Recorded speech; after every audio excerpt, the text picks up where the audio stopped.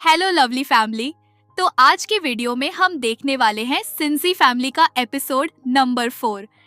Last episode में हमने देखा था कि ओका ने अराता को आई लव यू कह दिया था और ये सुनकर अराता पूरी तरह चौंक गया था।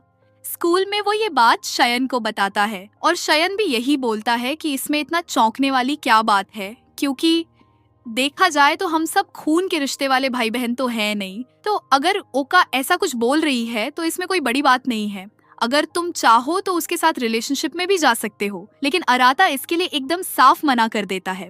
इसी बातचीत के दौरान उन दोनों के बीच थोड़ी बहस भी हो जाती है।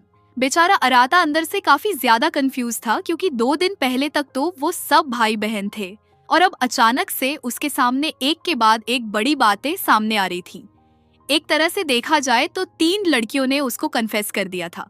इसके बाद अराता अपने पास्ट को याद करता है, जहां ओका ने उससे कहा था कि उसे अब सारी बातें क्लियर कर देनी चाहिए, क्योंकि यही उसके लिए सही रहेगा। हाँ, उसे पता है कि कुछ वक्त पहले तक वो भाई बहन थे, लेकिन अपनी फीलिंग्स भी उसे बतानी जरूरी थी। लेकिन सच्चाई ये है कि ओका आज भी उसे अपना जुड़वा भाई मानती है। साथ ही वो कोतनो की बात भी करती है कि कोतनो अभी थोड़ी छोटी है और धीरे धीरे सब समझ जाएगी।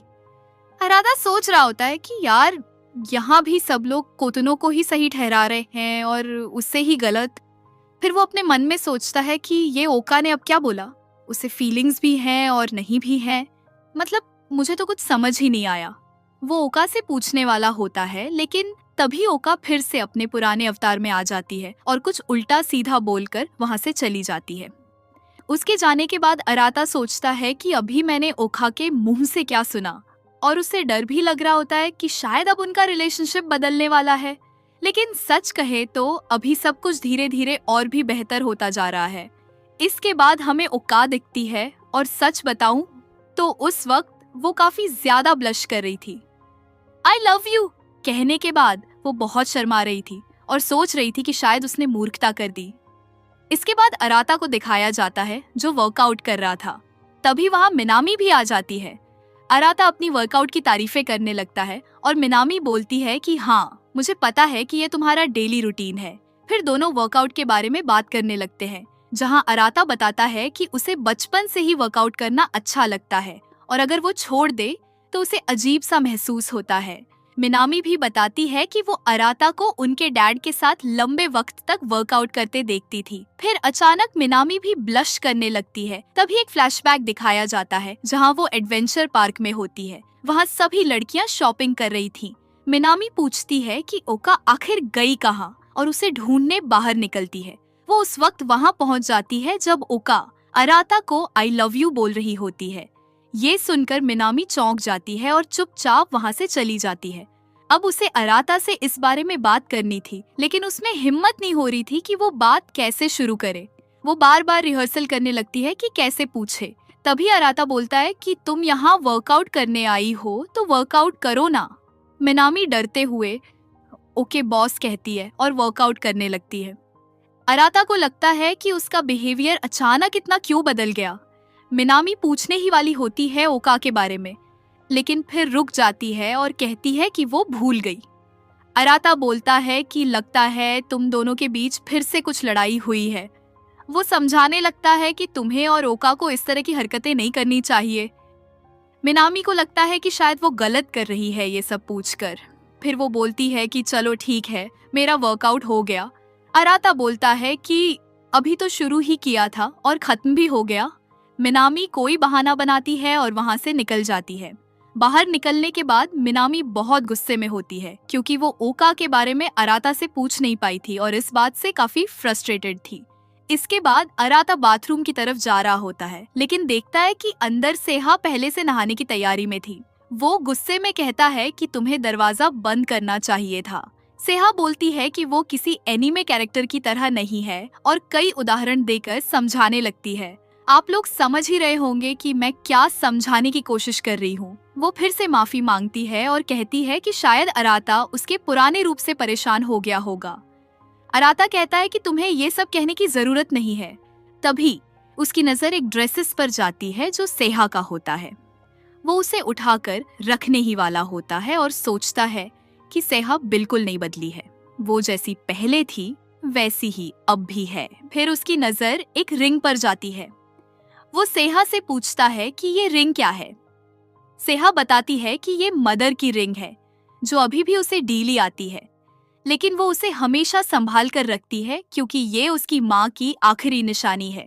अराता भी बताता है कि सेहा ने ज्यादा वक्त मदर के साथ नहीं बिताया था, फिर भी वो अपनी माँ से बहुत प्यार करती थी। इसके बाद अराता अपने कमरे में होता है और वहाँ बांदरीना आती है। वो कहती है कि काफी टाइम बाद अपने भाई के कमरे में आई हूँ। कमरे को देखकर वो कहती है कि अब तो कमरा काफी साफ है। अराता बोलता है कि वो हमेशा अपना कमरा साफ रखता है। बांदरीना बचपन की बातें याद दिलाने लगती है और अराता के लैपटॉप को चेक करने लगती है कि आखिर वो उसमें क्या चलाता है।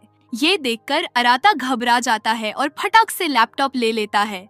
बांदरी हंसकर कहती है कि तुम्हारा ये रिएक्शन बहुत मजेदार था। अराता सोचता है कि वाकई में काफी टाइम बाद उसकी बहन उसके रूम में आई है और वो चारों तरफ सब कुछ ध्यान से देख रही थी। इसके बाद बांदरी मुस्कुराकर कहती है, क्यों ना हम दोबारा डेट पे चले। ये सुनकर अराता थोड़ा शॉक्ड हो जाता है। शायद आपको लगा होगा कि वो मना कर देगा, लेकिन ऐसा कुछ नहीं होता। दोनों मॉल के अंदर चले जाते हैं शॉपिंग करने के लिए, क्योंकि अराता को एक नया फोन लेना होता है। फोन शॉप पर बांदरी अराता के काफी करीब आ जाती है, जिससे बेचारा अराता थोड़ा ऑकवर्ड फील करता है। उसको ऐसे देख बांदरी हंसने लगती है और अराता और भी ज्यादा कंफ्यूज्ड हो जाता है।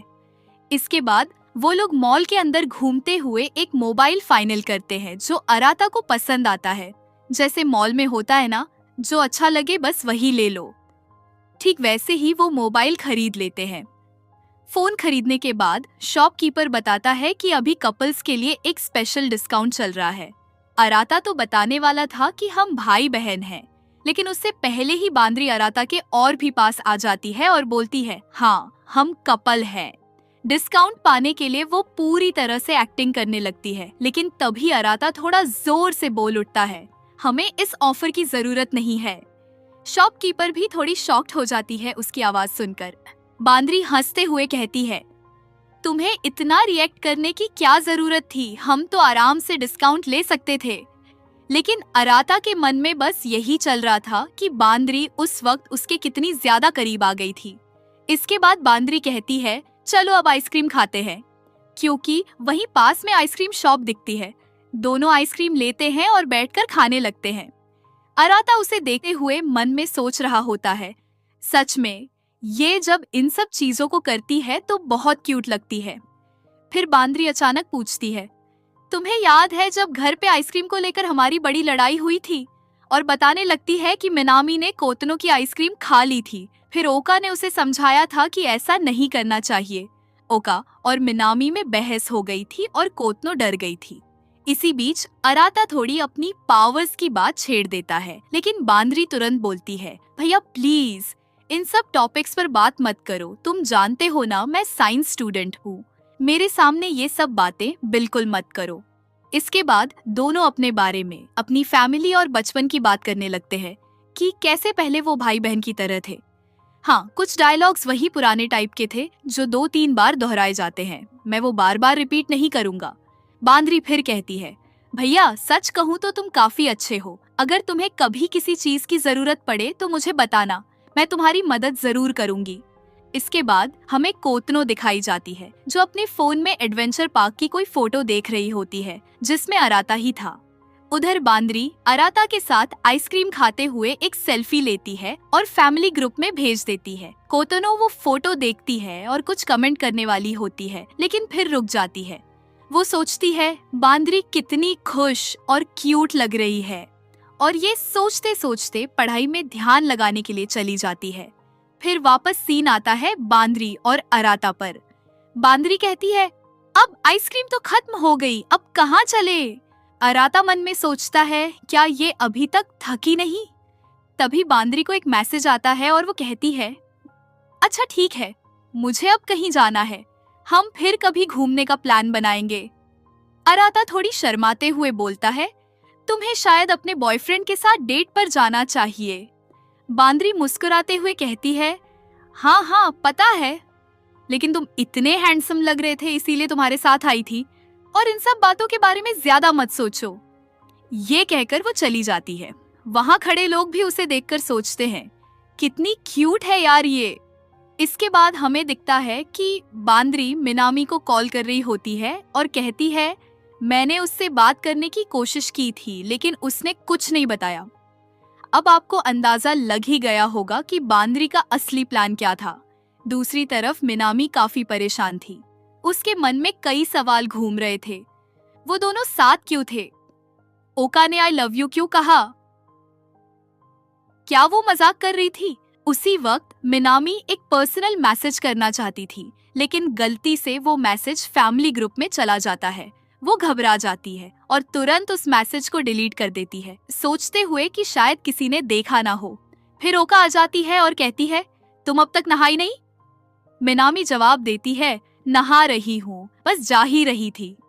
ओका कहती है, तुम कुछ अजीब सी लग रही हो आजकल। इसके बाद सीन शिफ्ट होता है कोतनो पर। स्क्रीन पर मैसेज तो अनसेंड दिखता है, लेकिन उसके एक्सप्रेशन देखकर लग रहा था जैसे उसने वो मैसेज पढ़ लिया हो। और इसी के साथ एपिसोड खत्म हो जाता है। तो फैमिली, आपको क्या लगता है आगे क्या होगा? नीचे कमेंट करके बताना और अगले एपिसोड के लिए जरूर सब्सक्राइब करें।